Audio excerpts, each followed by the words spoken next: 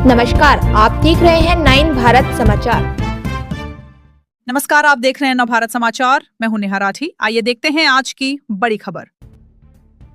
उत्तर प्रदेश के बाराबंकी जनपद में चल रहे मतदाता सूची के विशेष पुनर्निरीक्षण अभियान एसआईआर को रफ्तार देने के लिए हैदरगढ़ एसडीएम राजेश विश्वकर्मा ने बुधवार को कई विद्यालयों और बूथों पर पहुंचकर निरीक्षण किया। एसडीएम ने ग्रामांचल इंटर कॉलेज और प्रकाश इंटर कॉलेज में जाकर छात्रों को संबोधित किया और उनके अभिभावकों तक एसआईआर फॉर्म भरने की जागरूकता को प्रभावी ढंग से पहुंचाने की अपील की। उन्होंने कहा कि अभियान युद्ध स्तर पर जारी है और इसमें जनता की सक्रिय भागीदारी बेहद जरूरी। एसडीएम राजेश विश्वकर्मा ने बताया कि ऑनलाइन फॉर्म फीडिंग की रफ्तार लगातार बढ़ रही है। उन्होंने लोगों से अपील की है कि अपने अपने क्षेत्र में तैनात बीएलओ से संपर्क कर स्वयं फॉर्म भरें या बीएलओ की सहायता से प्रक्रिया पूरी करें। उन्होंने यह भी जानकारी दी है कि जल्द ही हैदरगढ़ तहसील में मतदाता पुनर्निरीक्षण कैंप आयोजित किया जाएगा ताकि ज्यादा से ज्यादा लोग आसानी से अपना नाम मतदाता सूची में जुड़वा सके। एसडीएम ने साफ किया है कि काम में लापरवाही बर्दाश्त नहीं की जाएगी। सर, क्या ये अभियान इस समय जो है बाराबंकी जिले में वाला चल रहा है?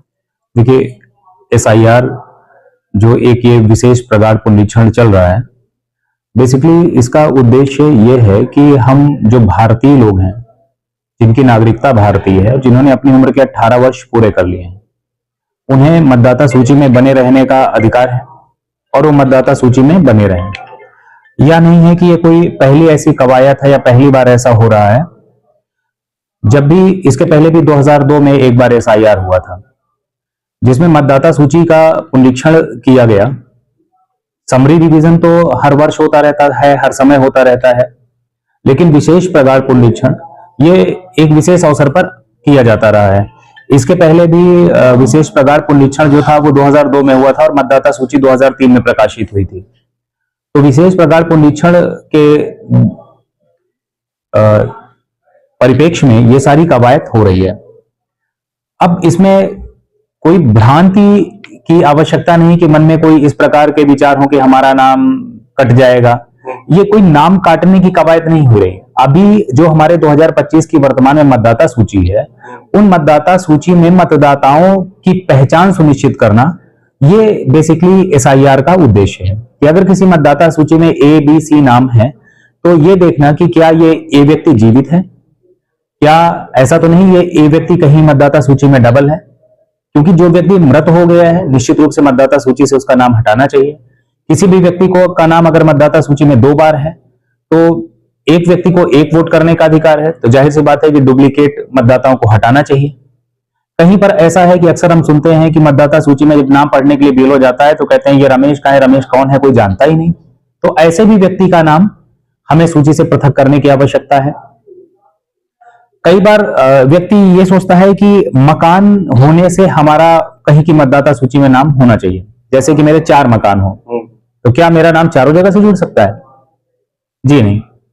मतदाता सूची में रहने के लिए पहली बात कि हमें भारत का नागरिक होना चाहिए। दूसरा ये कि हमें 18 वर्ष की हमारी उम्र होना चाहिए। तीसरा ये कि अब हम कहां की मतदाता सूची में शामिल हो, ये एक प्रश्न है।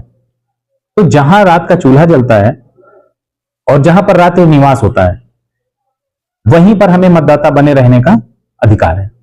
सर, आपके द्वारा इसके बीच में अभियान भी चलाया जा रहा है, कुछ विद्यालय में पहुंचकर जो है जागरूक किया जा रहा है, तो क्या मतलब पहल है आपके द्वारा जो है? देखिए, मुझे लगता है कि जो बच्चे पढ़ रहे हैं और कोई भी ऐसा स्कूल नहीं है जहां पर आसपास में 10-20 गांव के बच्चे ना आते हों, मुझे लगता है कि अगर उनके पेरेंट्स को जागरूक करना है तो बच्चों को जागरूक कर दीजिए।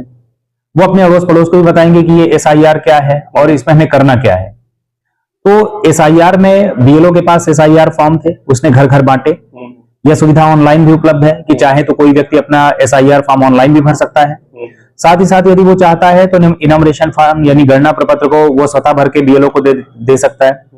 यहाँ तो बीएलओ स्वयं से भी भर दे रहे हैं, जिसको नहीं आता है भरना, बीएलओ सहयोग करके स्वयं से भी उनका फॉर्म भर रहे हैं। हमारी तहसील का लगभग 97% कार्य पूरा हो चुका है। हैदरगढ़ विधानसभा का 3% का काम अवशेष है, क्योंकि 1 सप्ताह की तिथि बढ़ाई गई है। तो जो 3% का हमारा काम बचा हुआ है वो भी संभावित है 1 से 2 दिन में वो हमारा पूरा हो जाएगा।